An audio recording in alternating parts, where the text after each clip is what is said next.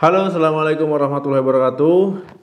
Teman-teman, keputihan pada wanita ini kondisi yang familiar. Ya, familiar terjadi kalau seandainya wanita keputihan. Karena keputihan ini bisa terjadi secara normal. Nah, misalkan karena perubahan hormonal ya menjelang siklus menstruasi. Nah, kemudian juga ini cairan yang normal itu biasanya kental dan juga lengket. Nah, pada saat ovulasi dia lebih cair dan juga lebih bening. Nah, teman-teman, pada video kali ini kita akan membahas kenali perbedaan keputihan normal dan tidak normal. Teman-teman, ya keputihan itu memang ada yang normal dan juga ada tidak normal. Kalau seandainya tidak normal itu biasanya karena adanya benda asing ataupun penyakit yang misalnya kanker serviks. Kemudian kalau seandainya keputihan yang normal ini bisa terjadi dipengaruhi oleh kehamilan, ya, akibat stres ataupun akibat aktivitas seksual. Nah, kemudian teman-teman, ya keputihan yang tidak normal biasanya ini munculnya itu ada gejala, ya ada gejala bersamaan ataupun sebelum ataupun setelah keluarnya keputihan. Jadi ada gejala lainnya. Nah, keputihan yang tidak normal itu ada dua ya.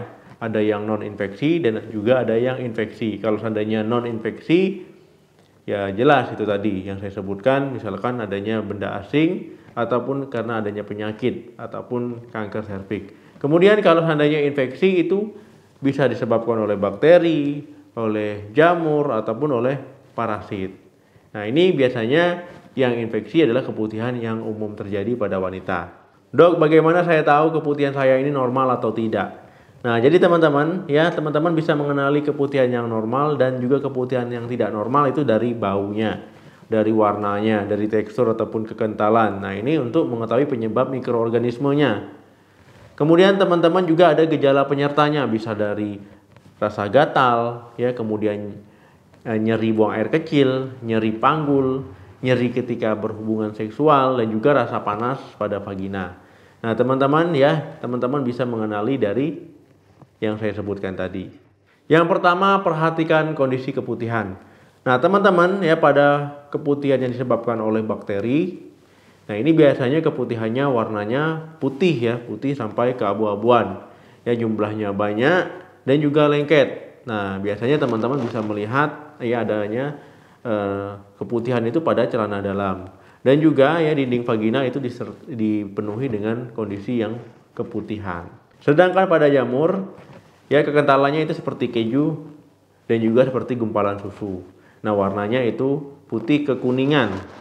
Nah, ini biasanya awalnya sedikit ya, tapi lama-lama bisa jadi banyak. Kalau pada infeksi parasit ini agak beda lagi ya, warnanya kuning kehijauan, kemudian memang terlihat sedikit keputihannya ya, seiring bertambahnya hari itu makin sedikit.